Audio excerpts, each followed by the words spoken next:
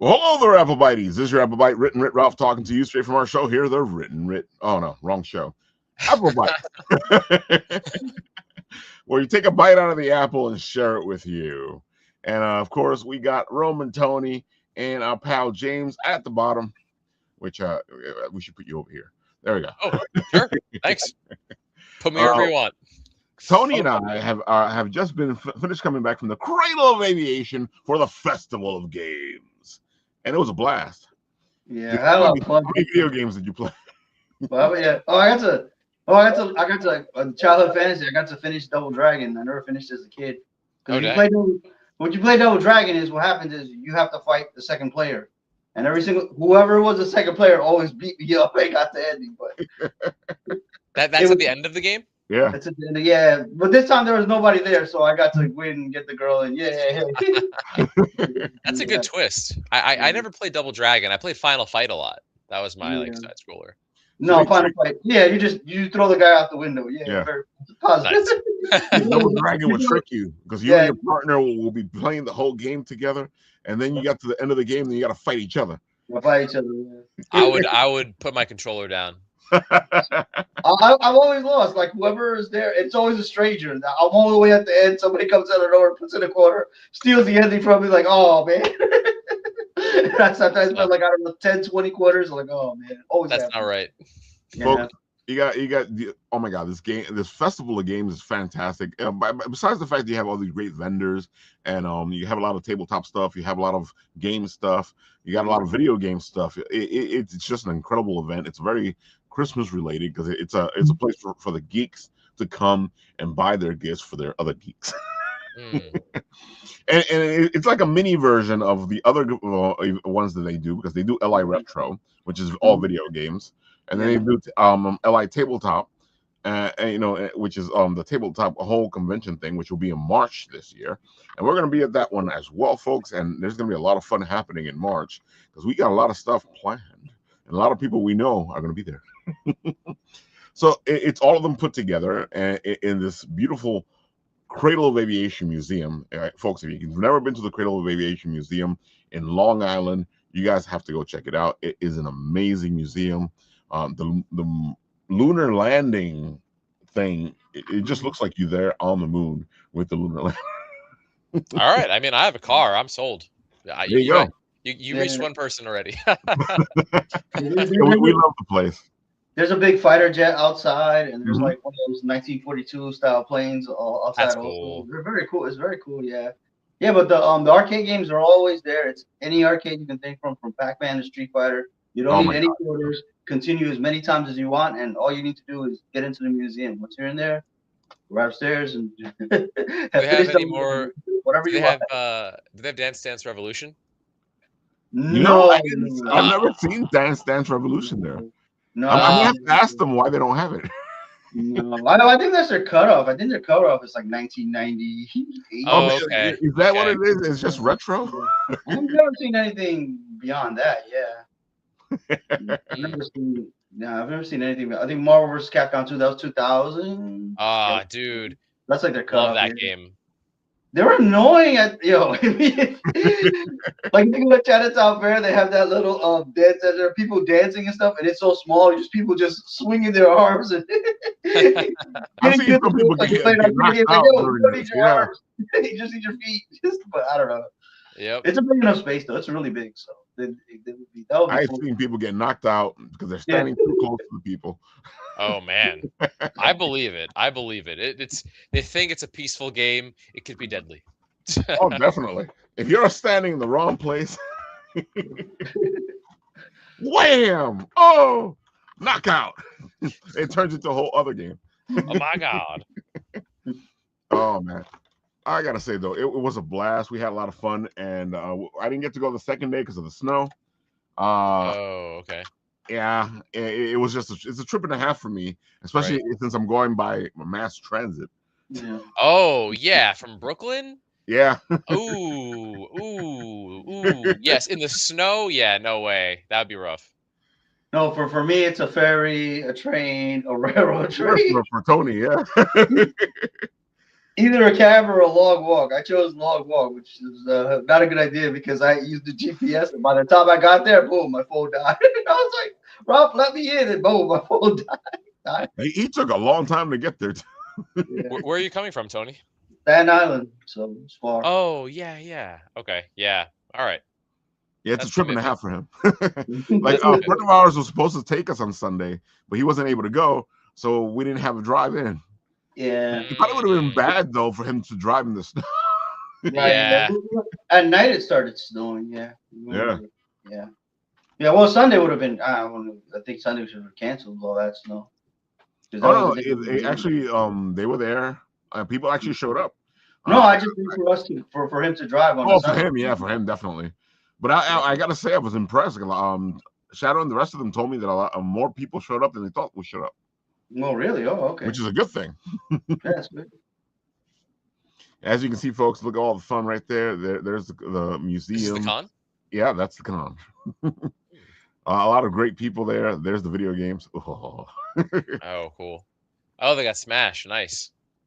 Oh yeah, they had everything. Cosplayers. They had tabletops.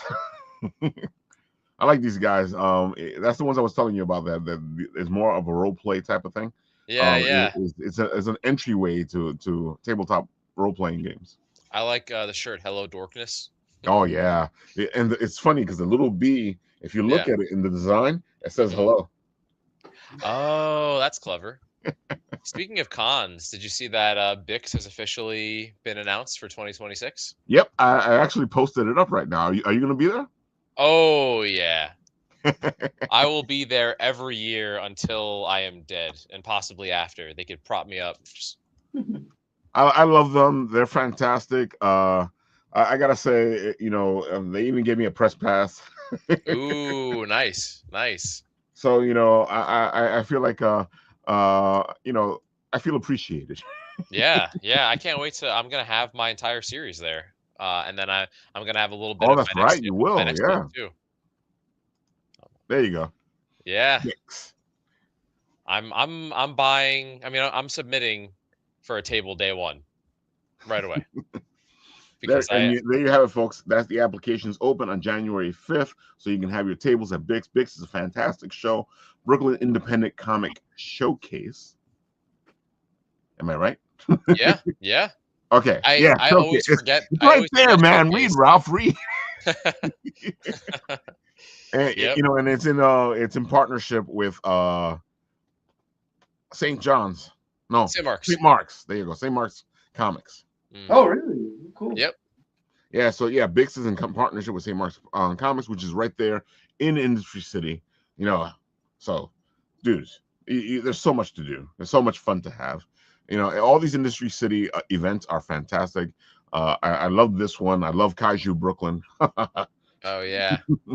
I remember you talking about that. I had no luck this year. Every single time I was in the cottage industry. Yeah, that's right. Tony hasn't been able to make it to any Industry City ones. No luck. Yeah, so hopefully, it's so funny because it's an easy get to for him. So I gotta say, I am looking forward to Bix. I asked her the dates before, so I already knew what they were, and I was just waiting for her to post them up so I could share. Oh, cool. Jesse's coming back too, and we're gonna try to get tables next to each other again. Oh, that'd be great. Yeah. Paul. Hey, Paul. Hey guys, I'm awake. I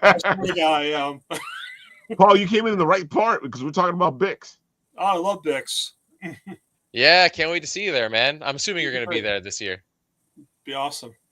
Or maybe Ed of the Time Enforcers will be there. Oh my God, folks! This is a fun event. It's an Industry City. It makes it even better. Dude, it's. I feel like Industry City becomes part of the convention itself, and all this stuff to do besides be there at Bix too. Yeah, you got so much good food. Mm-hmm. I'm gonna be. You can ask Jesse. I will be eating Japan Village half the time. Oh, definitely. That's what we like to do when we get there. Oh yeah. I'm looking forward to this. and it's in April, folks. It usually is in April. Usually it's competing against something I'm supposed to go to, but I don't. Well, no. There's actually 4 conventions that same weekend. Oh, really? Yep, 4 This conventions that same weekend. This upcoming Bix too? Yep, that Oh one. shit! I mean, I'm talking my about this one. Usually there's one other event for this one. what Oh my God. what other events are there? I can tell you. Hold on. I've actually been putting together a list of the events we're supposed to tackle, and then sometimes people ask me, and I go, "Here, take my list." Oh, nice. Okay. Yeah, if you want other events, let me know. I'll just send you the list. I won't cheat on Bix. Bix is my first love. Let's see. I couldn't get over how big it was last year. It was huge. Yeah. It was nice having it April. indoors. All right, so listen to this. You got Brooklyn Independent Comic Showcase, right? Okay. You got Garden State Anime Fest. Okay. You got Super Jersey Comic Expo. Mm-hmm. Yep. And then there's one more that I can't remember right now. Bix is the best. For anyone watching, go to Bix. No offense to the other events. I'm sure you're all good. The good thing about this is that the other 2 events are in Jersey, so it's a different crowd. Right. Even though there's some people in Jersey that come to the New York events, and some people in New York that go to the New Jersey events. They're a little bit of crossover. There's a lot of people at Bix last year. This is free, right?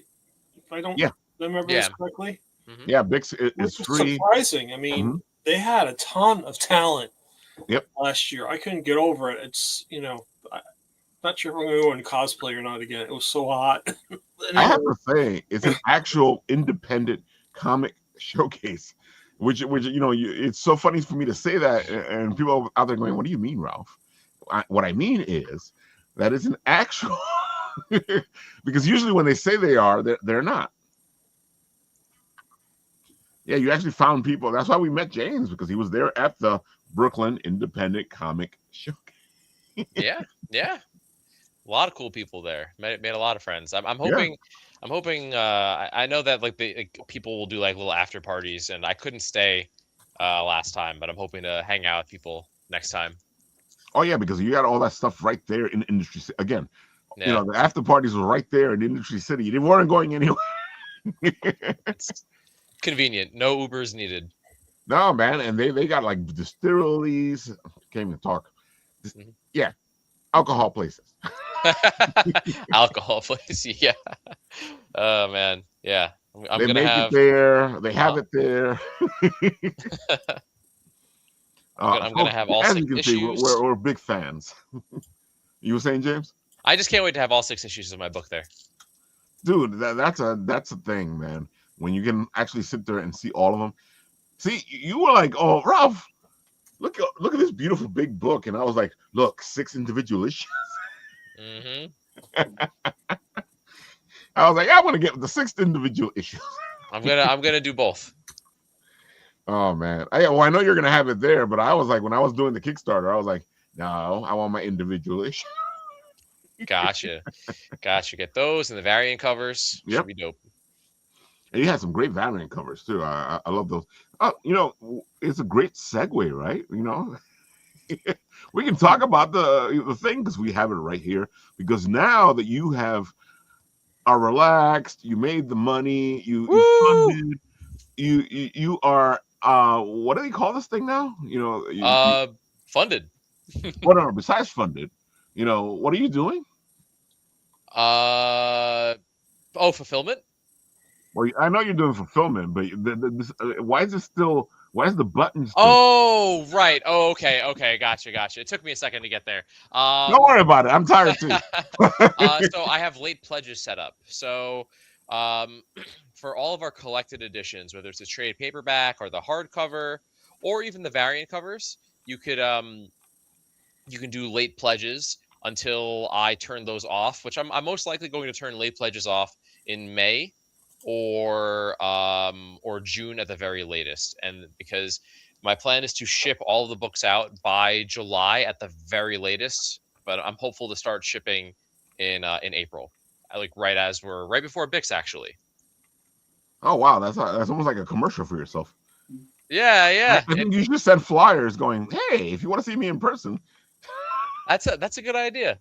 That's a good idea. I can come. I'd love to nerd out with fans. They can tell me how much they like the book, or if they think it sucks. Either or, I'm so down. I gotta say, like, if I had a conversation with a couple of people, and a couple of them are in your industry, and they are intrigued by your premise. Tell the audience what the premise is.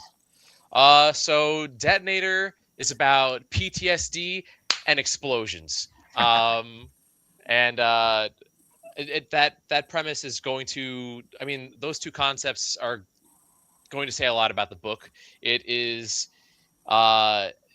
equally action packed as it is emotional, and I wanted to balance like zany and intense action with surprising like character development and emotional depth.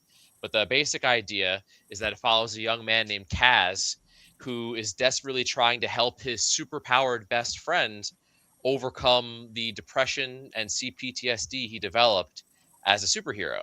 And when everything common sense fails to get him out of his room, he decides to blow up his room and force him to get better.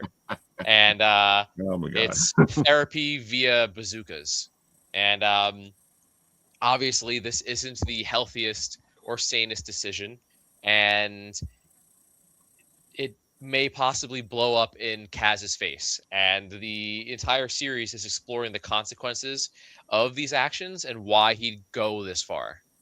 But it's so funny because it's also a study of humanity, because there's people out there that think like this, that they go this far to do something they think is good. Yeah, and it's coming from a good place. Yeah, but at the same time, maybe don't blow things up. You know, that's my very hot take. Don't be a terrorist. Just don't. I totally had a senior moment. I bought like a special box for all my indie books. Okay. So I'm going through all my books. It's like, holy crap! I already got 2 issues of Detonator. Yeah. I gotta check my pledge again. What did I get? I get the hardcover, so I'm good. I felt. Oh, awesome. Okay, it's cool. like, oh man, I gotta make sure I get the right thing. No redundancies there. Exactly. By the way, thank you for backing, man. Really appreciate it. Are you kidding me? I love the story. I thought it was great. Yeah. I just want to see it. You know how it ends up. So I'm really excited about that, James. You do. Dude, the concept alone, we're talking about it now. It's just, and it's funny because at the same time as it's complex, it's kind of simple.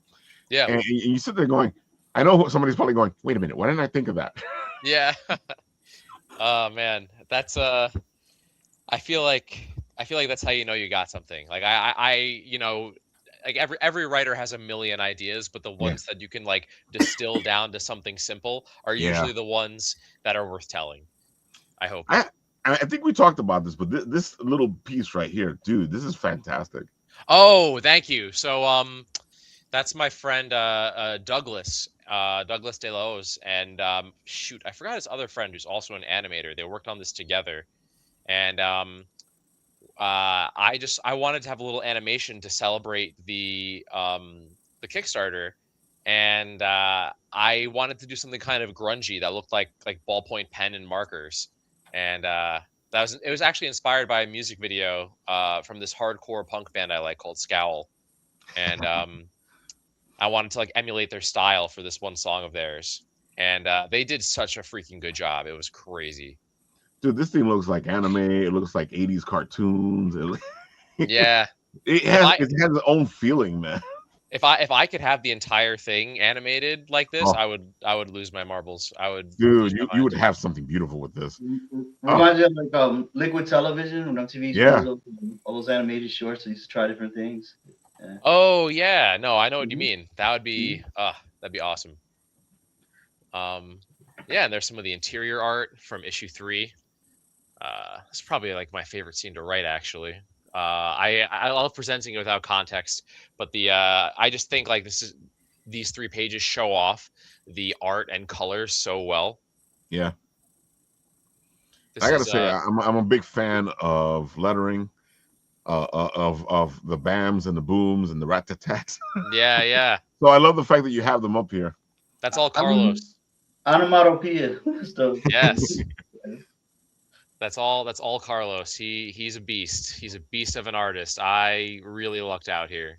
Yeah, the colors are amazing. Yeah. Right? That's Douglas again. He did the colors for the second and third issue.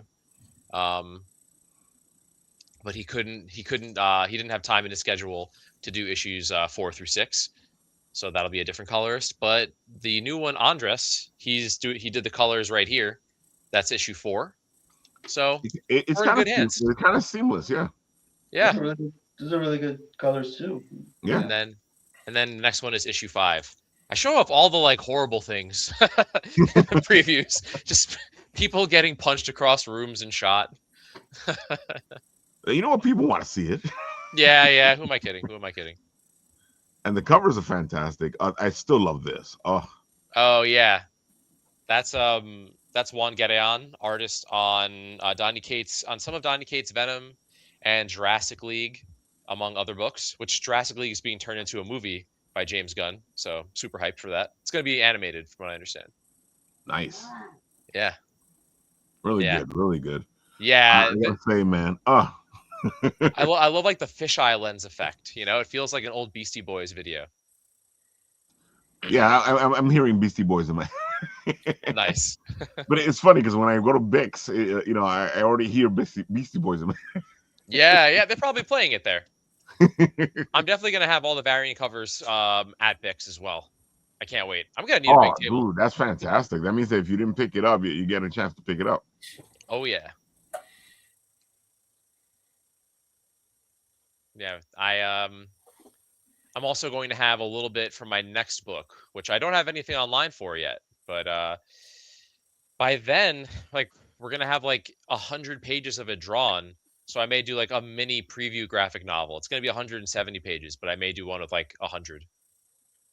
Oh, and here's Nubovich's cover. I freaking love this one. This and Juan's are my two favorites. They're so good. He also did a T-shirt that I really like. And then this is Carlos's wife, AC. She actually just released a new book with Dark Horse. It came out in trade this week.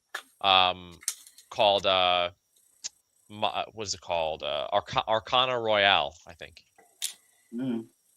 Yeah, and it's like about it's like casino gambling, but like in like a supernatural setting. It's like gambling, but for your soul. Oh.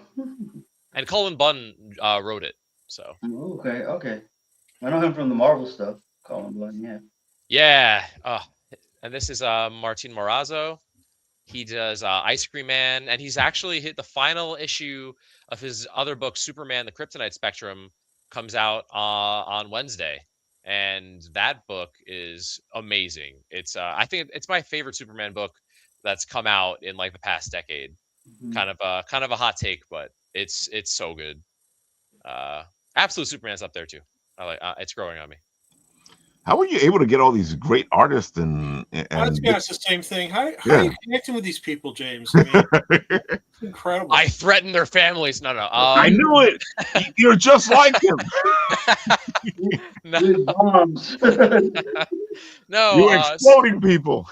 So I just go to New York City Comic Con with a copy of Detonator. And I show them the book and I let them read it and I talk to them and I just ask if they're available for commissions. And nice. sometimes I get lucky. And this is Douglas De Los once again. I felt like it'd be unfair if the second most important character in the series didn't have a cover of his own from Variants. So this is Matt's cover from when he's a superhero as Beacon. Yeah, Douglas and AC I already knew, but everyone else here, Nubovich actually wasn't at New York City Comic Con because he's in Eastern Europe, and like in addition to Comic Con, I just I just text artists on Instagram. I'll just ask them, hey, do you like this book? Would you be interested in working on it? And sometimes I get lucky.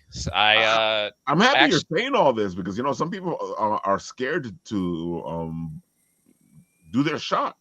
Oh no, you gotta. There's the worst that could happen is they could say no, and then and that's happened to me plenty of times. But that's what you have to risk if you want to get anybody. And without spoiling anything, I wasn't going to do variant covers for my next book, but it's a year and a half away, but I already have 2 people that I really like that have agreed, and they're from like 2 of my favorite comics ever, which is crazy that they were like, yeah, that sounds cool. I'll draw that. I was geeking out. I gotta say, this shirt looks great. I love how the piece looks on it, because I'm a big T-shirt guy, and sometimes the drawing just like sits there. But this looks like it's morphing to your body. Yeah. Oh man, maybe I should get some shirts for Bix. Bring them to the convention. Oh yeah, I think you'd sell. Okay. All right. I'm doing it. Yeah, because look at this thing, man. Who doesn't want to walk around with this on their chest? Yeah. And also now that it's funded, I'm going to make bookmarks for the Kickstarter. So maybe I'll have those at Bix too. The more merchandise you have, the better it is. I like the wisdom. I've been to shows where sometimes they have shirts, and I'll buy their shirts instead of like their books because the shirts are so nice sometimes. Yeah. No, I get it. And you can't afford it all, So sometimes you want to wear something instead of read it. Yeah. I gotta say, usually the black is the one I want, but damn, the white one. There's something different and great about it. It's clean. But maybe that's what it is. If you do laundry, white is a nightmare because it is a nightmare. I can tell you that much. Shirts, you got to. Most of the time, you have to hand wash them, and so if the black goes in the laundry, 50, you got a good chance it's gonna survive. The white, if you don't wash it. There's a thing you do, Tony. You're supposed to separate clothes. You put them on color, you put them by temperature, and you see the white is hot. I get this whole guide if you want it, Tony. I'll send it over to you. It's no problem. We are now a laundry podcast. I gotta say, I saw this dice and I was like, I gotta get it. Oh yeah, dude. Thanks for picking that up. I hope that you have lucky rolls with it. Well, I hope not, right because I'm gonna be using this as a DM. Oh, touche. You gonna show it? Go ahead. Hold on, my camera's being a jerk. Let me see if I can clean this. Mine just does it too, so don't worry. Okay. Behold. Hold on. Where's the exploding face? Check it out. I get it. The exploding face is for the D20, but I have as a DM, I would love that exploding face as the D1. Oh yeah. I'm gonna do that for yours. I didn't forget. I made a note. So because I'm an asshole. Don't worry. Yeah, because it makes so much sense to me because what happens when you roll 1, everything goes to pot and explodes. Yeah. All right. I'm happy you reminded me. And I gotta say, your this bomb symbol, I gotta say, I've already liked the bomb symbols from like Nintendo and them, but you kind of made yours stand out. Yeah, I didn't think about it until afterwards. I was like, wait, is this going to be too similar to Bomberman? And no. Thankfully, no. I think Nintendo can't sue us. Hopefully, they love suing. They love it. Oh, they do. Yeah, no, but this looks nothing like their stuff at all. And I also like the fact that when it's the helmet. I really want to make one. I really want to get like a wearable detonator helmet. Oh, dude, you should have it made by the time you do Bix, and that way it'll call attention to you. Ooh, that's a good idea. We're just giving you ideas. Go. Okay. All right. I won't argue. If you can get a cosplayer to show up as your guy, it could be me. I tell you, man. Aside from like losing 5 to 10 pounds every convention I do. Raphael's suggestion to do cosplay is like the best thing. So yeah. Yours definitely caught my eye. The mad the professor is scientist. amazing. I really want to invent a character. It's like Jimmy Buffett, who's like wearing shorts and a t-shirt, sandals. It's like, okay, I could do this con this way. It'd be great. Yeah. So Ed is time traveling to Hawaii for his that's next right. episode. Oh, you should There have we seen him go. at Anitomo. He looked like the professor from Pokemon Go. Yeah, I was wearing shorts today. It was so hot. That's another one. Oh, jeez. Thankfully, at least this one will be in April, so no one will be melting. I hope. Hopefully, well, dude, one of the times we went, it was the year before. The year before, the winds came, and that's why they made it inside because they disrupted everything. I was there. So you were there for one of them. I was like there 2 or 3 years prior, and okay. It sounds like you're like a pioneer talking about traveling the Oregon Trail, or like the winds were blowing my stuff away. Yeah. Yeah, out there. Yeah. Victim of the weather. Yeah. Are you gonna be there, Tony? Bix? Yeah. It's at the same time as Garden State, so I don't know. Okay, gotcha. We'll see. We'll see what happens. I don't think I've made it to an anime, a Garden State anime yet. Yeah, well, we haven't gone yet. So. Oh man. Yeah, I see the Son of Saint has joined us. Who's that? Kind of joined us. Well, I'm putting on a shirt. I'm you're decent, you know what I'm saying? All right. I mean, who knows? Maybe without it, we'll get more viewers. I mean, so long as I get to plug my OnlyFans. So, folks, we haven't had the Son of Saint on in a while, and I know the Son of Saint is usually in the comment section, and we wanted you guys to see who the Son of Saint was. There he goes. It'd be me. What's up, man? This guy. What's going on, guys? Nice to meet you, dude. Yo, nice to meet you guys. Tone, I just responded to your long comment there. Oh yeah, good, bad. I don't know. He's pretty much going on about how the new Avengers, pretty much a money grab, and I was like, so what you're saying is you're gonna go see it to make sure, right? Just to be certain. I mean, did you guys hear about the trailer?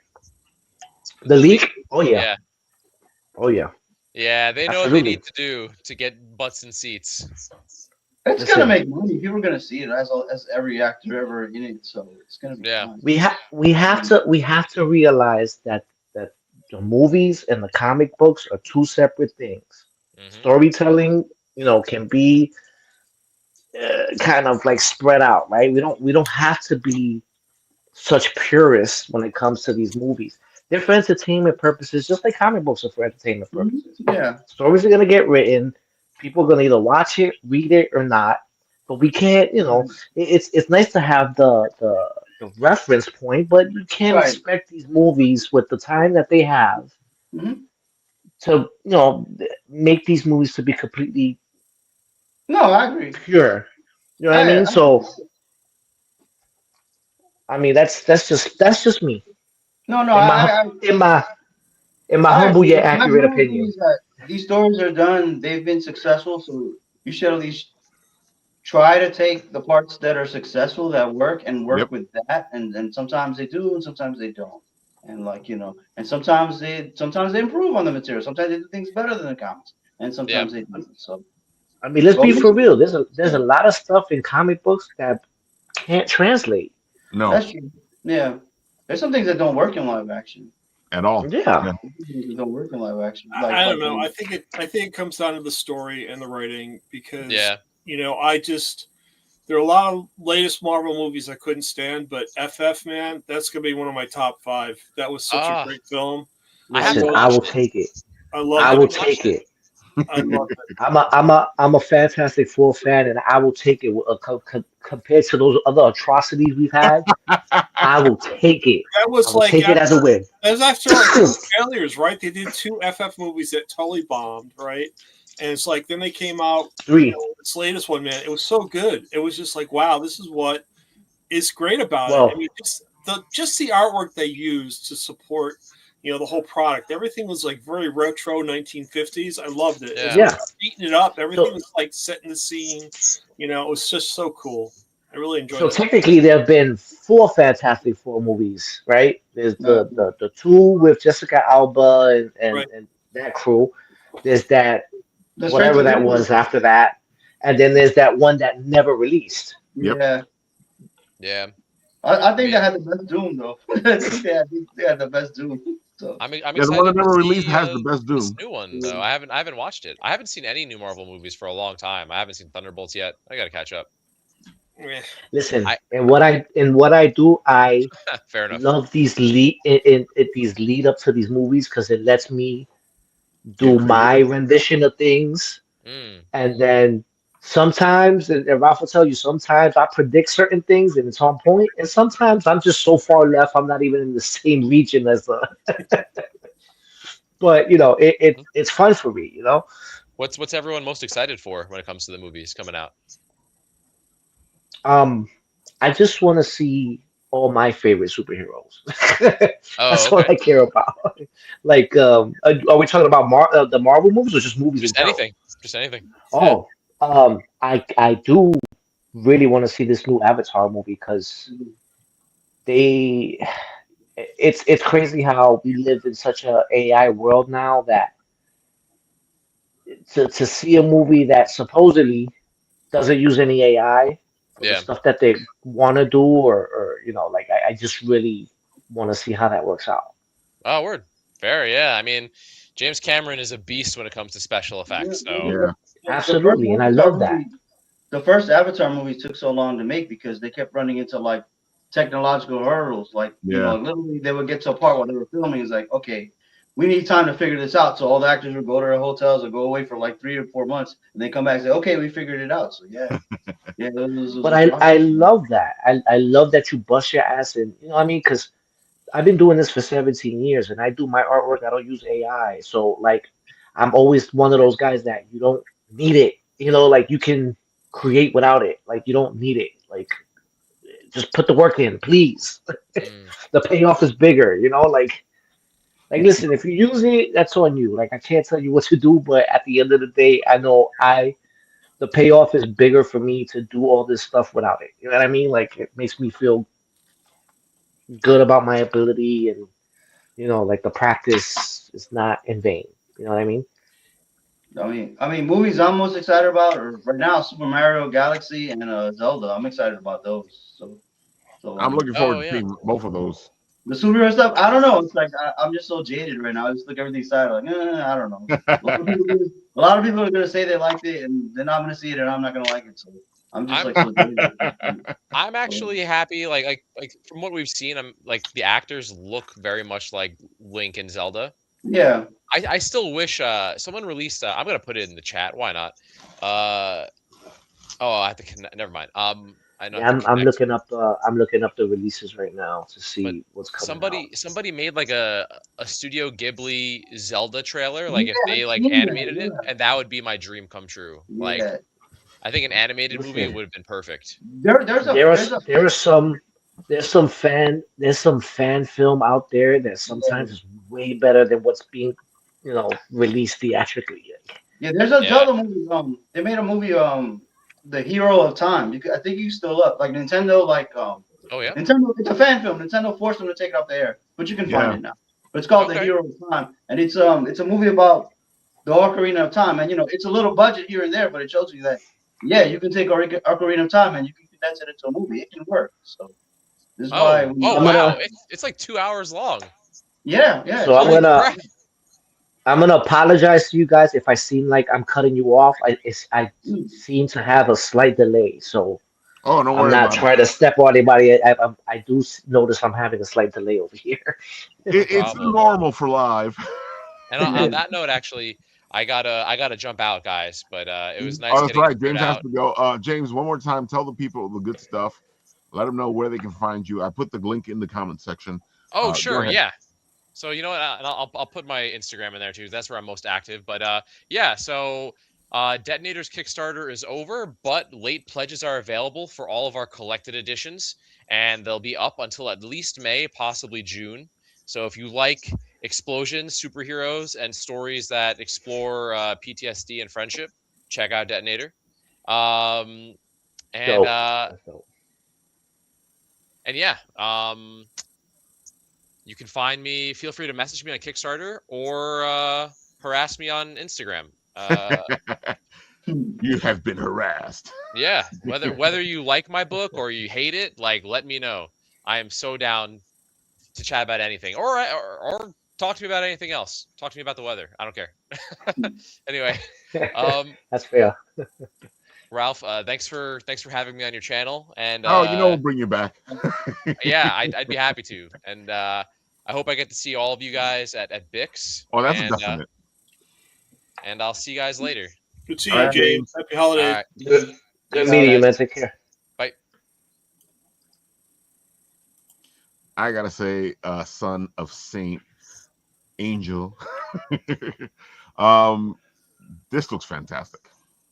Dude, listen, I've been in a, I don't know if you guys know or heard, but my mom passed away like 2 months ago, and Yeah, I was in my such a like condolences.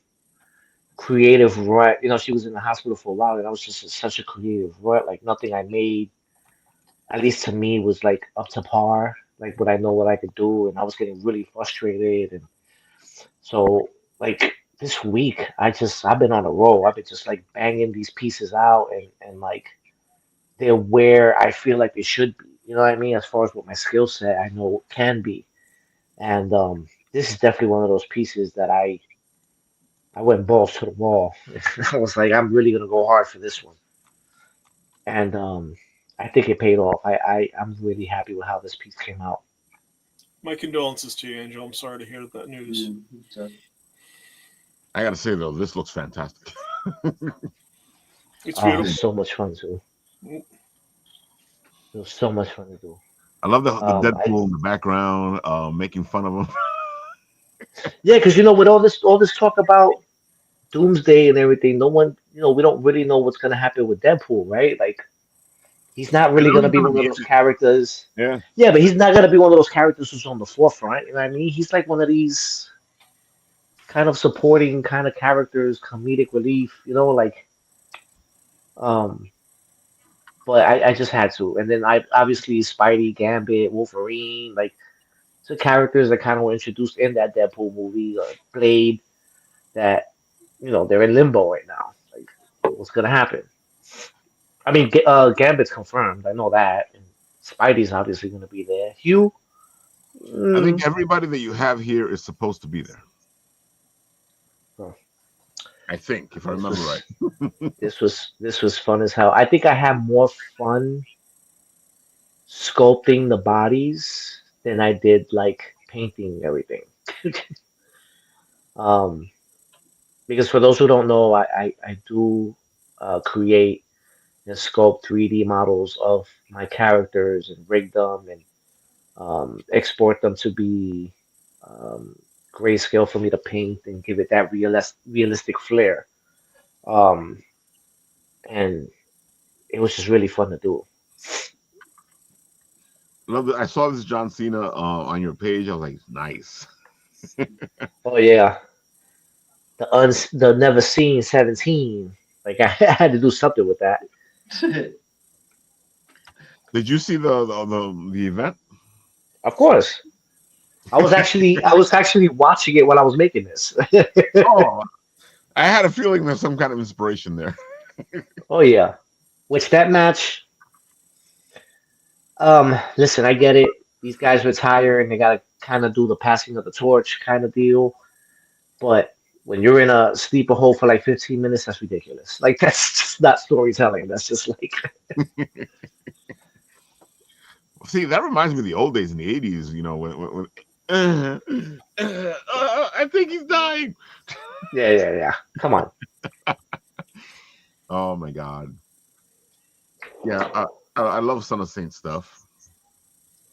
So this one I have fun with because as I mean I got a lot of I've gone viral a couple of times, and one of the times I went viral was because I turned my Method Man into Lucas Bishop, and he actually promoted it himself. Like he Nice. did an interview for the CW, and he put it on his page, and he shouted me out. Like, so I just thought it would be cool to kind of revisit that, and he's on tour right now with Redman doing the Blackout tour. So I was like, it would be hilarious if Redman was Deadpool. You know what I mean?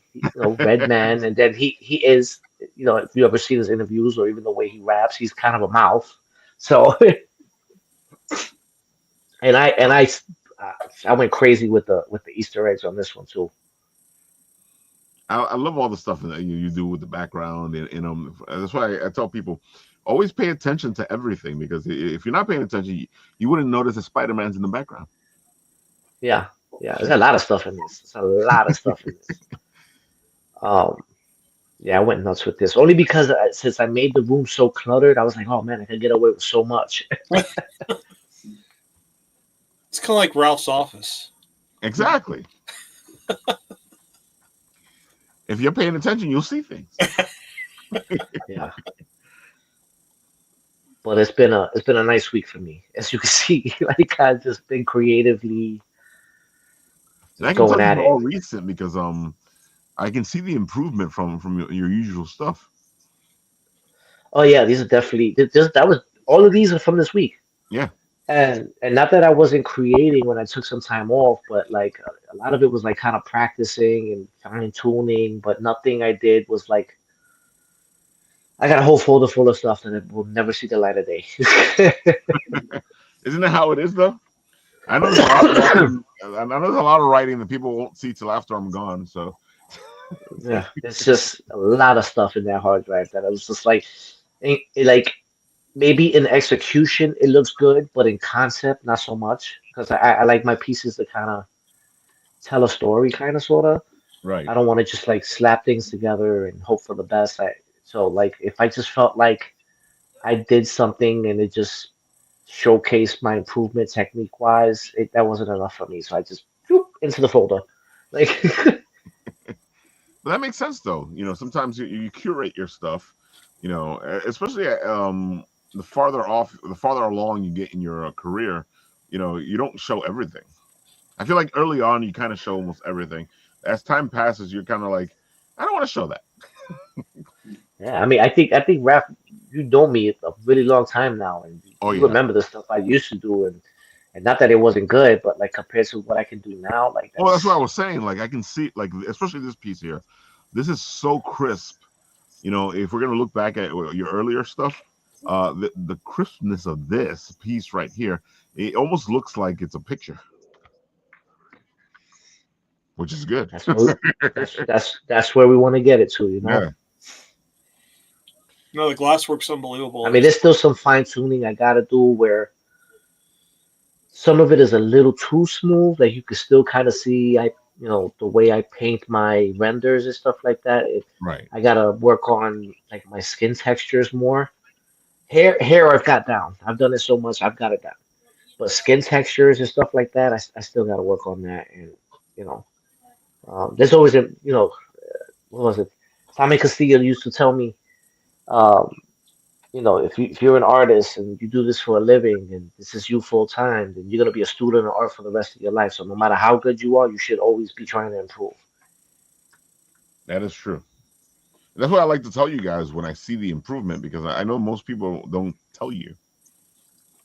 Oh no, no. They I tell you get when it's the bad right away. they give you the that's awesome or that's okay, and then that's it. That's the end of that. Oh, definitely. Folks, if you see your favorite artist and you see that they're improving, say something to them. But it's okay if you don't, because we're used to it. Oh my god. I'm just saying. Stop me if I lie.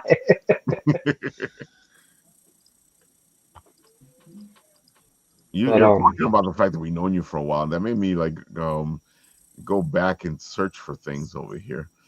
I'm looking for a specific thing.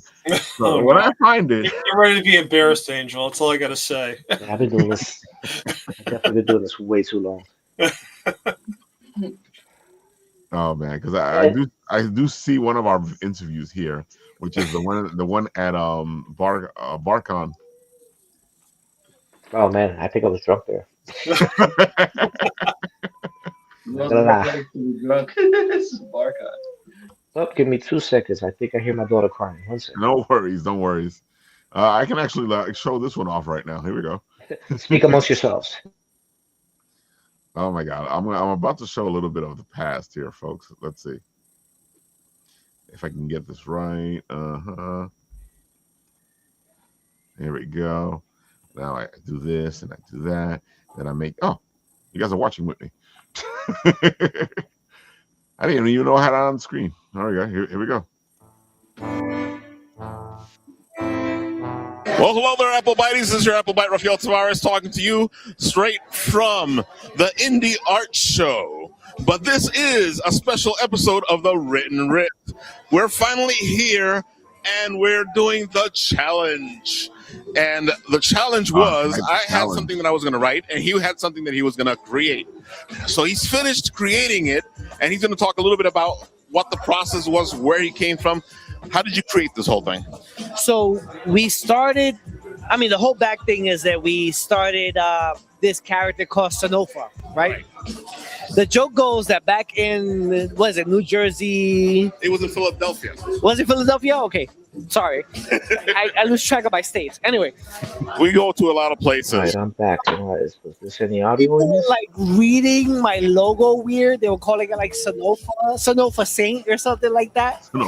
So me and him started talking. We were joking around about it. Yeah, see, this one even alludes to the fact that we met at Philadelphia, or actually had the first interview in Philadelphia. Was it? Yeah. We had the first interview in Philadelphia. Wow, that's crazy. I barely remember that. Leslie interviewed you.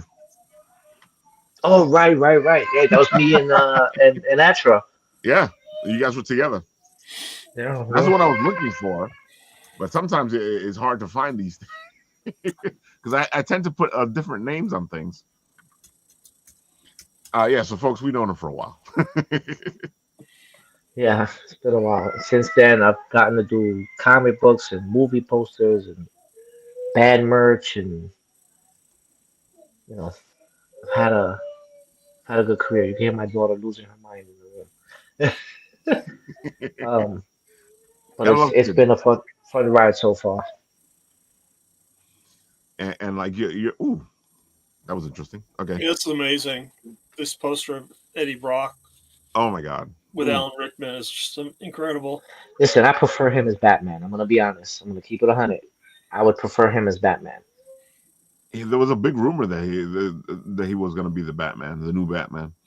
Have you done one with him as Batman? No, I wanted to, but like people kept sending me rumors of him in talks with Venom, so I was like, see, now you need to do the Batman and go, I prefer him as Batman.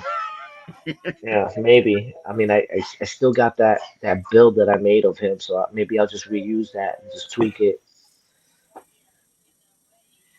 Dude, yeah, you do an awesome job, and folks, he also does this for you. If you want to commission him, and he can make you the hero in the piece. That's the good thing about him. His art is flexible. I've seen him do it for a couple people, and folks, you guys got to check it out. Actually, I did one for Leslie's husband. Oh, that's right. Yeah. Yeah, that was years ago too. Speaking of Batman. Yeah, the Bat. This is the guy that they're supposedly really eyeing now. I'm not a fan. I don't think it's a good look. I wanted Dean. Oh yeah, I would have loved him as Batman too. Yeah, because there was a lot of talk that he was going to be the Batman, and then the talk disappeared, and I was like, "Come on!" Sometimes they can't come to an agreement, Yeah. I just hope we get But comic book Batman already. I've been pretty, and I used to do. I think Yeah. Raph remembers that, right? I used to do the fan cast a lot, and sometimes I'd nail it. Like a year later, 2 years later, that actor would become that character, and I'd be like, "Yo, You am I put it out, psychic?" you put it out into But the of course universe. not. That's what happened. You put it That's out into true. the universe. That's what happened. The universe said, "Oh, that's a good idea. Let's do it." Tony, you saying something? I don't hear you. Um, Yeah, am I he's saying muted? they put it out into the universe, and it could happen. Word. And that's what happens sometimes. You put it out into the universe. Because I know me and my friends had conversations when I was younger, and the next thing you know, things would happen. And I'm like, somebody's Wow. listening to us. Like I Yeah. remember doing a Joaquin Phoenix's Joker, and I kind of did him as like the Killing Joke Joker, Hmm. and then like 2 years later or something, they announced it, and I was like, "Holy crap!" You don't see me. That's Yeah, funny.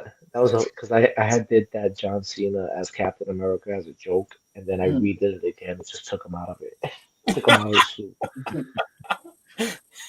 But it makes sense. So funny. Just amazing work, man. Just amazing work. Oh, I I actually forgot. do. I did that for Drew Barrymore. I was supposed to meet her, but it never happened. But the piece was for her. You did a good. You actually. I again. That's what I was just saying. He can actually put you into this, and dude, this looks like her as Wonder Woman. Well, thinner, cleaned up version. I hate to Well, say it like that. remember, we know this version of Drew because Yeah, I know, at least I know because she's been around for a while. I remember what she looked like. yeah. I mean, I remember her from E.T. man, what is it? she's a kid. Charlie's Angels. Yep, Charlie's Angels. That's what she looked. She looked like this for Charlie's Angels. Yeah. Yeah, word. Oh man, yeah, folks. Look at all this amazing stuff. He does movie posters. He does. That Oh, one's on Amazon Prime right now. I figured this was a movie poster because it looks like a movie poster. Yeah, I like the movie posters, but I like when they let me create without using photos. When I use photos, I'm like, I don't really know what to do with it. You know what I mean? Like, I'd rather you just let me come up with something. Like if that makes sense. No, it makes complete sense because it lets you free to do what you want, what you do. Yeah, Yeah, like I'll put the people in there. Just let me do what I do. word. But you have a good eye though when it comes to these things. I've been doing this so long, I can kind of come up with concepts on the fly because I worked for companies that kind of acquired that ability, right? The be able to. I've done a lot of stuff for marketing agencies, and those folks you got to be on the fly because when you have big clients, they're not gonna wait 2 weeks or whatever it is for you to like try to brainstorm stuff out. Dude, let me ask you this. So people commission you and they want you to do the stuff. Do they always have like a thing where they want what they want, but sometimes you see it. Well, it looks better this way. So does it work that way, or do they just want what they want?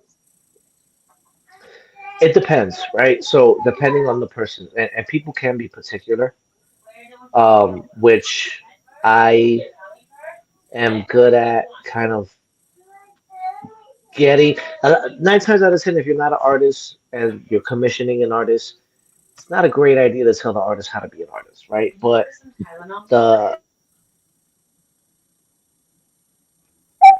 the best thing to do is try to give them your idea, and then you guys kind of work it out together, right? Don't just tell them what to do.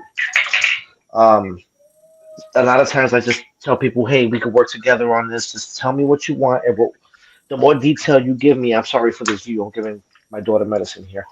Um, Uh, we get it, believe um, me. you gotta multitask here. You gotta kind of come up with a solution.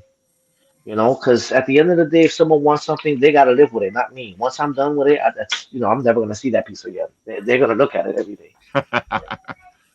But it's the truth, So though. Yeah, yeah, it'd be kind of give me creepy two though if you like seconds. had it around going, "Ha, I'm looking at it."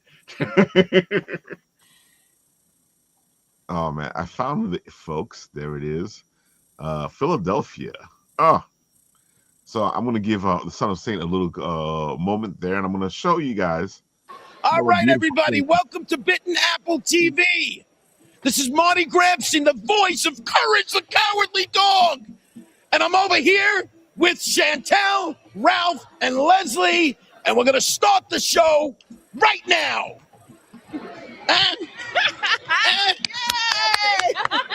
Hey, Apple Biters and Apple Teenies, this is Les, aka Sister Slayer, here with the Bit and Apple TV in conjunction with It Came from the Radio, and we are at the Great Billy Con. I have been trying to catch these dudes for like 4 cons, and I finally got them because they are so always amazingly busy. This right here is always busy. I just want y'all to introduce yourselves, please. I'm Son of a Saint. Okay. How you doing? I'm Atremesa. All right, so Son of a Saint and Antromester are some of the most beautiful artwork I have ever seen. I want you to get a little glimpse of this on the table.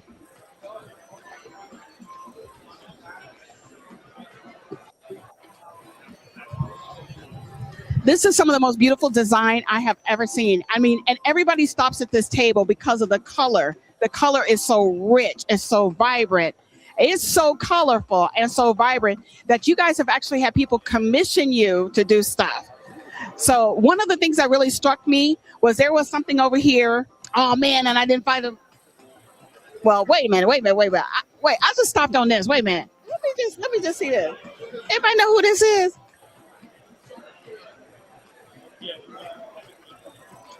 Cardi B in the house. That is awesome. But I know you did one for Rosario Dawson, and she's actually up there. Let me see this one. The one in the center right there. This is really, this is actually probably one of the biggest compliments to you guys is that your art is so beautiful and it's so rich that people are commissioning you to buy them, to have them in a superhero pose or whatever. One day that's going to be me. But just tell me how you got started. See, Leslie was already talking about it back then that she wanted to get him to do something, and then she got him to do something, a nice piece for her husband. You're on mute. as you can as you can see, like I've developed a lot as an artist.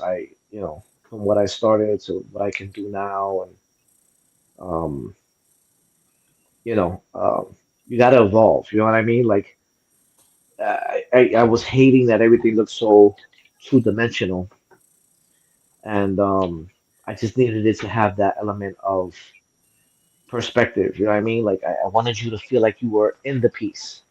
Right. I wanted you to feel like it's something you could see actually happening.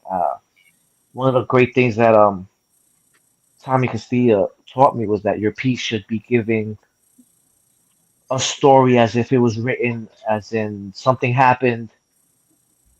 The story moves along to the path that it goes on to bring you into an adventure, and you shouldn't end the story, but give a possibility of what an end could be, leaving it up to the audience, right? Nice. So that's what I try to do with my pieces now. Like if you look at the Supergirl piece I just put out, she's at the bar, and the reason I did it the way I did with the perspective that it has is if anyone watched Superman, and spoiler alert if you haven't, which I'm hoping everybody watched it by now. At the end of it, she shows up drunk, right? So she's at a bar getting wasted, and then it kind of leads you up to, she's gonna meet Lobo. You know what I mean? Like Lobo standing behind her. Like kind of like, hey, the main man is here, you know, whatever, you know, like, and obviously she's got crypto now, so I gotta say, like um, everybody's looking forward to all this. So you know they're excited about the piece as well. yeah, I'll have fun with all those. So like I like telling those kind of stories, you know, with the Doomsday Avengers Doomsday piece. What do we know? We know for sure Robert Downey Jr. is Doctor Doom, right? We know for sure he's gonna meet a crap ton of Avengers, maybe some X-Men. You know what I mean? Well, not maybe some X-Men. He's gonna meet some X-Men, but what's gonna really happen, right? So they're gonna meet up with him. So they're kind of in this getting not introduced, but kind of like meeting this big bad, and they're ready in formation. Like, oh crap, we're gonna have to fight this guy. And of course, Deadpool being Deadpool, so like breaking the fourth wall. So like, um, those are things that I felt like for this piece just works. You know, it just gives it like this aura about it. Yeah, it's great, man. Yeah, you do great work. I love your work, and that's why I had so much fun when we were doing When Worlds Collide, because it was interesting to see what you came up with. Sometimes you inspired me, so it was a whole lot of fun. And I just want to give a message to comic book creators. Do not be afraid to reach out to me. I've done over 30 comic book covers, Yep. okay? Hmm. And a lot of times folks either think they can't afford me or whatever. We'll work something out. And also, I know I have a specific style, but if Boss Logic, who does the same style that I do in the sense of the style of art, gets commissioned by Marvel and DC, my style can work. So don't be afraid of that. Oh, Just definitely. saying. Your style does look great on covers, so we've seen it on covers already. And listen, if you guys have any doubts about if I'm using AI or not, look, Ralph, Ralph can vouch for me. A lot of other guys that have known me that have done this. My artwork is before AI, so you know you can rest easy there. I'm not seeing six-fingered hands on your artwork, Angel, so you're okay. No, all my stuff is anatomically correct. Thank you. I don't know, man. I don't want an Ego Montoya coming after me. So Yeah, bro. And you'd be surprised. And I get it, man. Like my stuff looks, and I hate using the word polished because it's not polished, but it looks too clean, hmm right, to be an artwork, or it looks too hyper realistic to be artwork. And I get it. And listen, this has been my battle since I started my career. You know, being a digital artist. But that's what's And great. That's what's great about it, though, because when I look at that piece that you did for Raphael had it up. Let me just remember what one it was. It was the one that was the two guys on the couch, and oh you yeah, look at that, and it's like it's really clean, but you've interjected so many, like you said, Easter eggs into this. There's just no way that you could do this that's as true. something that's a photograph. I mean, this is just really cool. It's like you've taken what your style and you've applied intelligence to it, which I think really makes it unique, and that's why I find phenomenal about it. Because I'm looking at this, and before Ralph said anything, it's like, hey, Spidey's in the background. That's so freaking cool.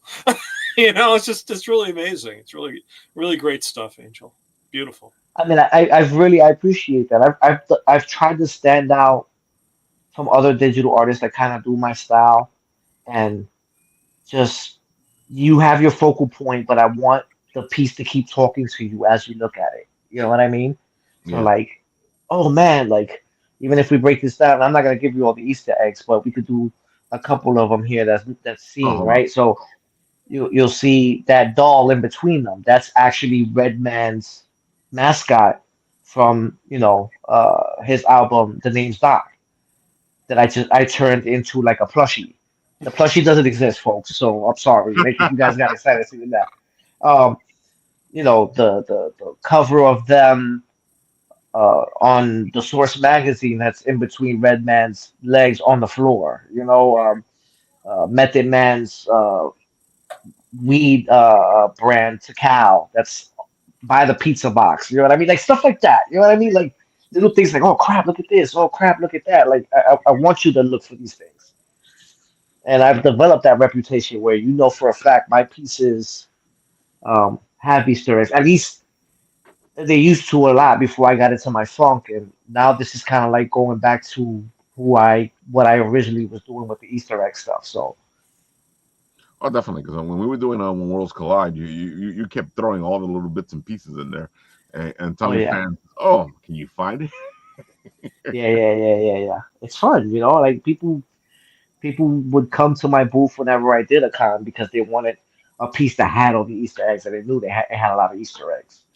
Like I tried doing just portraits, and they don't move as much. You know what I mean? As like something like that that's really involved and um, making it look crazy without looking too busy. You know what I mean? Like Oh, I know exactly what you mean. And you do a good job because it all just flows into it.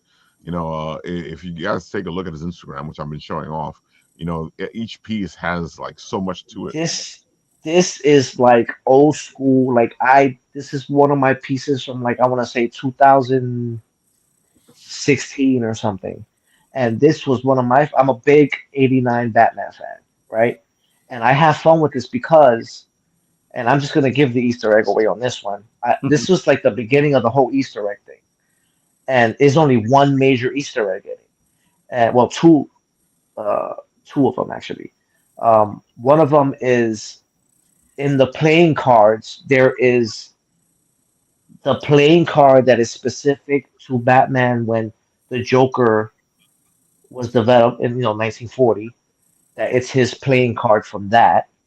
And then if you look at the blood pool where Bruce Wayne, young Bruce Wayne, is kneeling on with his parents, if you turn it clockwise, right, it's the Joker's face in the blood saying "ha ha." Wow, damn. I don't know, man. I'm So seeing like that, in the buildings too. There's nothing happening in the buildings because I'm seeing yeah, these things are.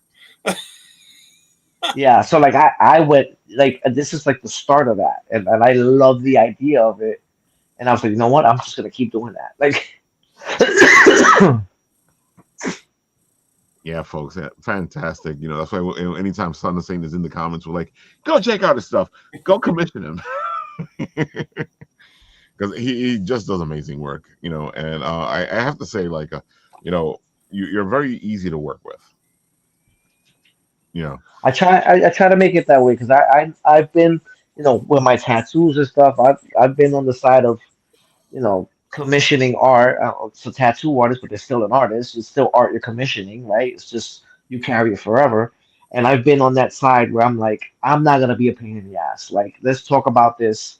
I want you to be an artist and express yourself. I want what I want, but I also want you know you to be happy to do it.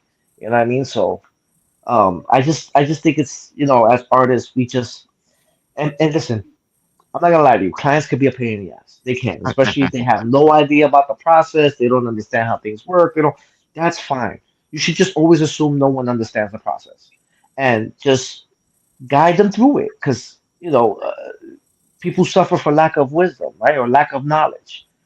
Just talk to them, explain the process, explain it to them in a way understanding that they are not an artist. So break it down in civilian talk, if you will.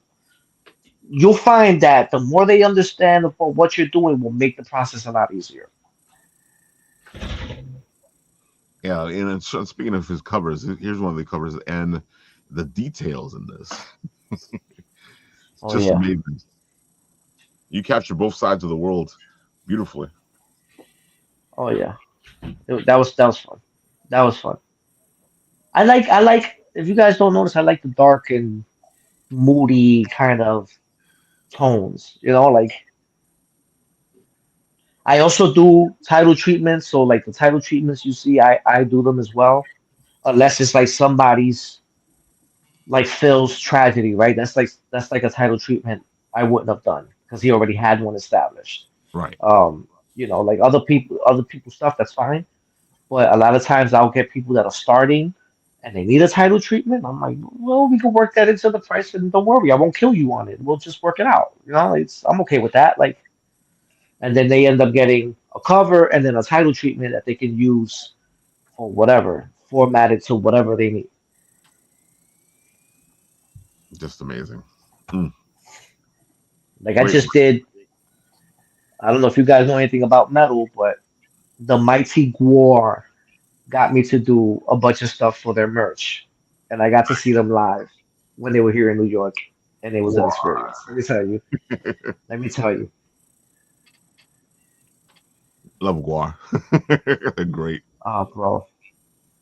That's some metal guy. So, It was such a great experience, and being able to like, and they were like super easy to work with, and they were a bunch of artists, so they could rip me apart if they wanted to. You know what I mean? Like, I think I got pushed back on one thing, and that was it. And I was like, you know what? You guys have literally been amazing this whole process. You got it. We won't do that. Like, you got no pushback from me. Like,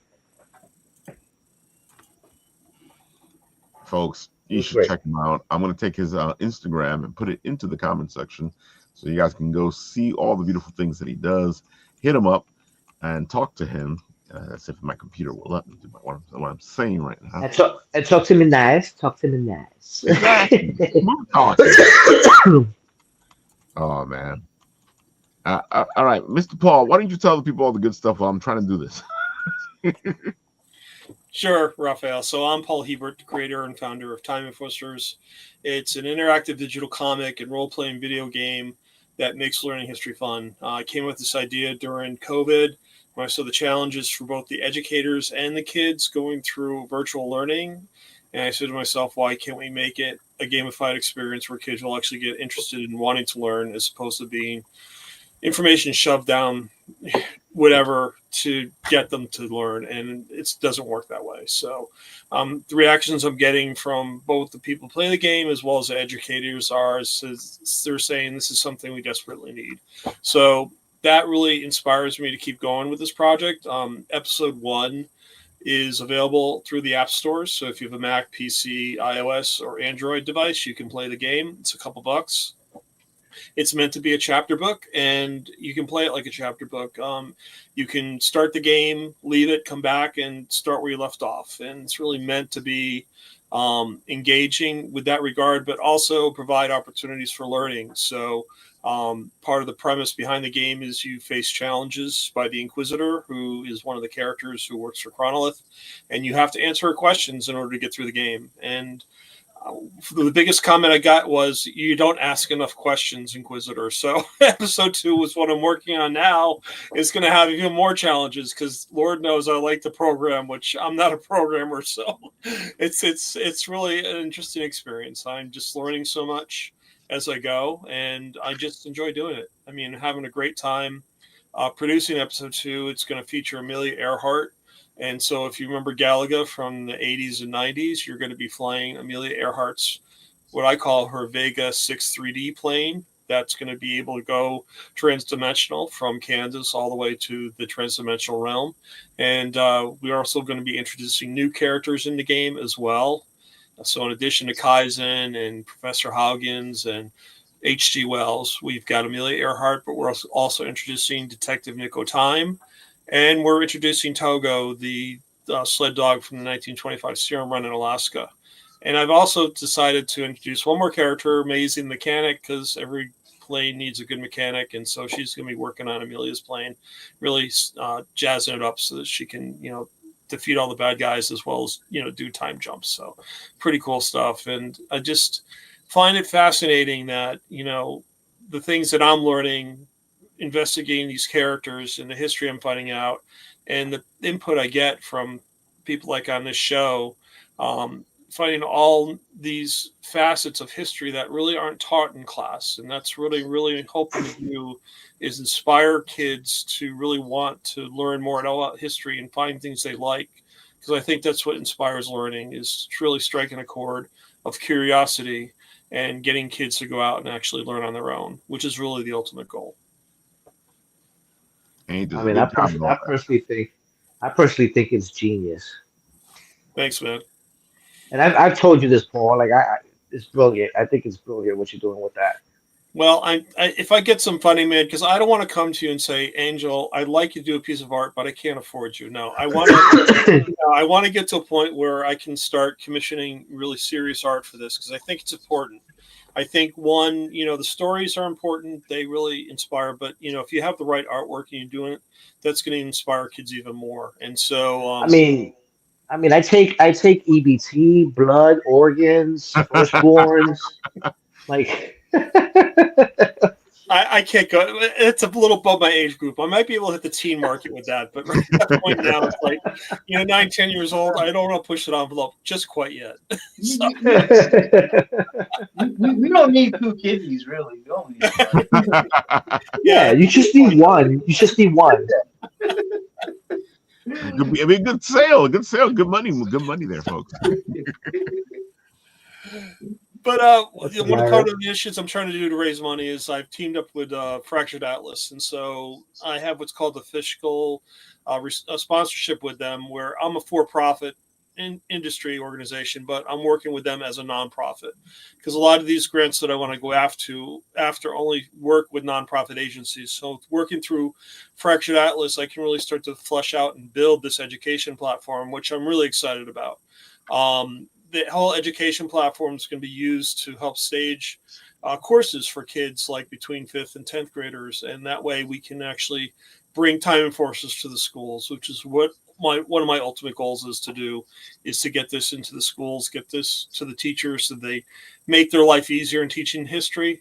I think one of the biggest challenges teachers have now, from what I've learned after doing a few events, is that it's all English language arts and it's all math, and it's amazing. Science, history, all the basics that I think kids really need get kind of put to the wayside, because they're really focusing these curriculums on trying to get kids the basic stuff. And I consider science and history basic, but they're not given the proper importance. So I think if there's a way to create a program that incorporates the whole English language arts, as well as mathematics and science and history all in one package, is going to be a huge benefit.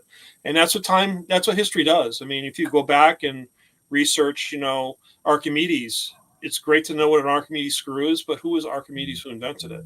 And that's what I think is the cool thing. So it's really bringing in all these different aspects of learning and making it a really universal platform to that regard. So it's pretty cool stuff. Have you tried reaching out to like other scholastic programs and stuff like that to see if you could work something out, or something like God, what was it when I was growing up? When they used to have the book fairs and stuff. It was like Yeah, I mean, I did Ed Tech Week, and it was phenomenal, because that was like the ground for meeting venture capitalists and actually publishers, and I've gotten some very good reactions. I'm just following up with them to get that going. And but yeah, I agree with you. If I could find a publisher or another entity that is willing to take on this idea and really blow it out, I would relish that, because if I can provide the creative source for it and then get help producing it, that'd be a very cool thing. Totally on board. Yeah, man, you'd be surprised. Some of these people do have, like, I mean, I wouldn't call them artists, but they have like in-house people that can help kind of push this along, marketing wise, to help get the funding. You know what I mean? Maybe they don't have the funding, but they have the means to kind of package it where you can get the funding, where it's for the betterment of kids as opposed to putting money in someone's pocket. You know what I'm saying? So yep, I agree. I'm sure there's programs like that.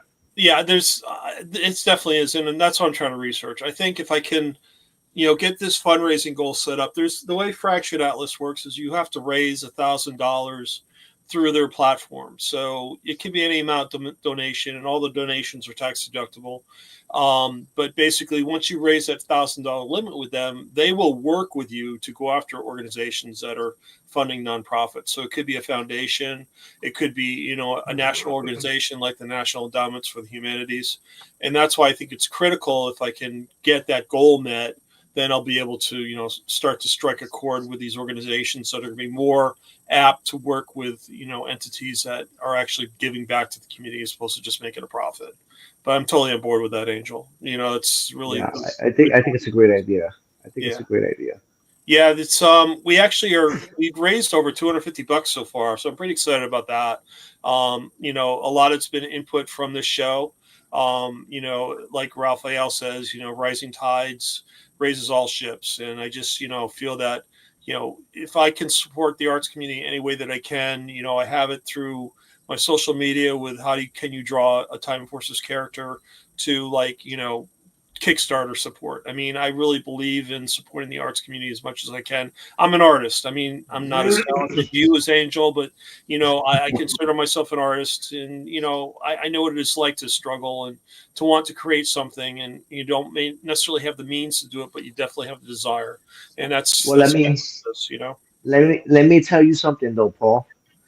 Don't wait for the high tides to build the ship. Sometimes you just gotta know how to swim and snorkel, brother. Yep, I agree. I agree. I've been sucking a lot of water lately. I'll tell you right now. Sometimes just float, you know what I'm saying? By yourself, just float. We all float down here. Yeah, sometimes you just gotta, you gotta find whatever means.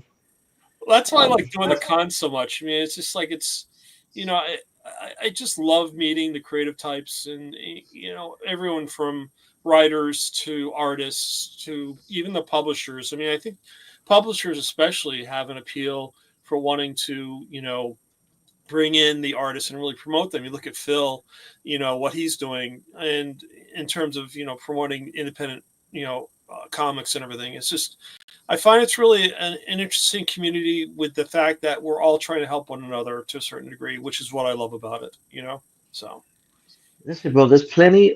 This is the thing I've always said. There's plenty of work for all of us. I've never understood this cutthroat mentality. Yeah. Everybody's struggling for a bone, and there's like opportunities of us to have, to feast together. Like, we gotta cut it out. Like we're all creatives in one sense or another. We all bring something different to the table. You gotta stop thinking people are either beneath you or what I mean, above you, or listen, we're all trying to figure it out. We're all kind of like walking in the dark here, feeling our way around. All right, I don't care how successful you are, you ain't got it all figured out. No, man. I mean, like as humans, we all want the same things. We want good jobs, good education for our kids. We all want the same things. So Of we all course. have friends from different religions and different political backgrounds. Because you talk to the things that we can all agree on. Yeah. So Well, First that's of one. all, You raised a first of great all, point, Tony. Go ahead. I'm sorry, Angel. Go. Yeah. no, you go ahead, bro. Go ahead, brother. No, that's one thing about this platform that I think in looking at society as a whole, it's like you can't get in a discussion with someone where it gets to the point they just want to take your head off. It's like what's great about learning about historical facts and having an opportunity to provide a discourse, and had discussion. You can disagree with someone, that's fine, and still respect them for who they are and what they think. And that's really the whole point, right?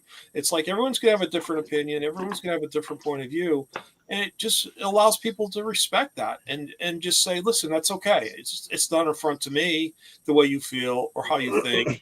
It's just who you are, and I think that's the proper respect that we need. That's really missing out nowadays. It just breaks my Listen, at heart the for end of the whatever day, went on for this past weekend. It's just like I'm crying. All these people that are, dying. It's Brown University and Australia. It's killing me. It's like why? yeah. Listen, I don't get into religious discussions or anything with people because at the end of the day, I'm a saint. Nobody can tell me different. Exactly. He's a son of a saint. I love it, man. That's right. the right attitude. So. Listen, I'm all for it because Ralph will tell you, as long as I've been doing this, certain artists, I don't want to say all artists, certain artists, especially certain traditional artists, come at me because I'm a digital artist, right? And they just want to downplay what I do and they want to try to crap on what I do. And I'm like, you can do that. That's fine. Listen, if you got time to do that, hey, that makes you happy. Sure. That's not going to stop me because at the end of the day, I'm putting in work to become a better artist. I'm going through the motions. I'm making, as we say over here, I'm making my bones. You know what I'm saying? And at the end of the day, I'm doing this for the love of it and to put food on the table. So, like, you can say whatever you want. It's not gonna stop me from doing what I gotta do. But that's You know why what I your mean? art comes through so much, Angel. It's like you can tell you have a passion for it, right? And it's that passion that's driving your need to want to improve. And it's just that's what's beautiful about it. Just really great stuff. So Completely I agree. appreciate it. Folks, one last thing. I will show off some Kickstarters. The Kickstarter, this one is coming up. It's Joe Solis, and he's going to be kicking this off in January. So it's that time, folks. You sign up to get notified, and we love him. He does this good stuff, and I just like this whole D&D based type of story that he's working on over here. So go check it out. If I can make it work, because my mouse has been doing some crazy things today, I'll put that in the comment section there to get you guys to go check it out. I think that's it on my part. There's probably something I'm missing. Oh, on Monday next week, we will be doing the Christmas ghost stories. So join us Monday next week, and you'll see some interesting Christmas ghost stories. You'll find the part 3 of the Krampus story that I've been working on. And some guests will have their own stories. And maybe one of these guys might have a story. I don't think I could tell. I don't think I could tell my story on this is a family show. You know what I'm saying? Well, I had that story from last year. I didn't. Oh, that's right. You did a story. You didn't get to read it, right? Yeah, I gotta go find it. Yeah. Oh, Tony, you on the spot now. You gotta make that. You gotta make that happen. Yeah. You gotta make that happen, Tony. I submitted it for what was the podcast? Histories Goes Bump. I submitted it. Oh, So yeah. I didn't win, but they read my name on there. So he submitted it. Yeah. They picked 5. So they said you like this one. We can't read them all. So, man. It's pretty good. I can't wait till you guys hear Tony's story. Tony, is there anything else on your part? I can't think of anything, man. It's the end of the year. Not much going on right now. All right, so say one more time. Tell the people where they can find you. Go for it. I am on Instagram, Twitter, TikTok, all the major social medias under the Son of a Saint.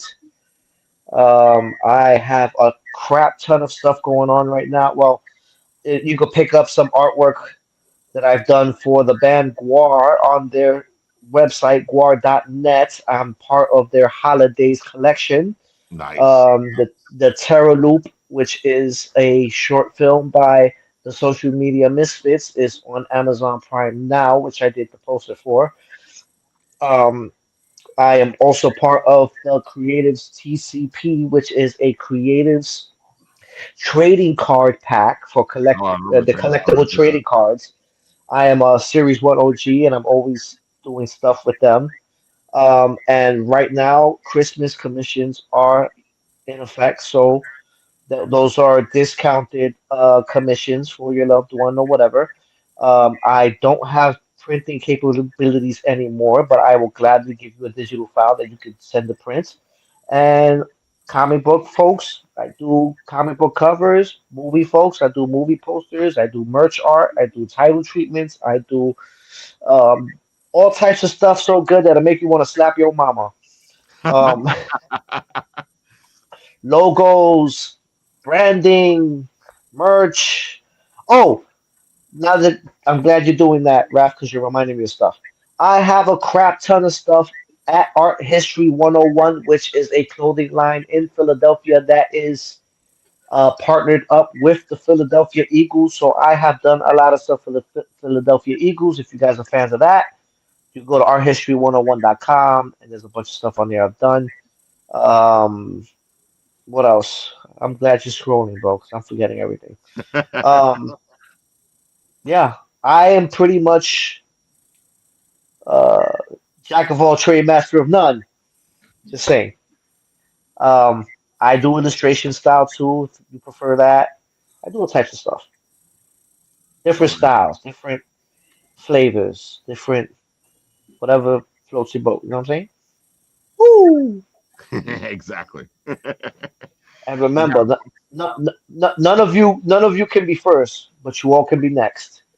There you have it. Go check him out. Go have fun with the Son of Saint. And if not, you will see him in the comment section because he's usually there. Typically, I'm usually watching you when I'm working. So Exactly. All right, folks. On this show, when it ends, I press this button, and this happens.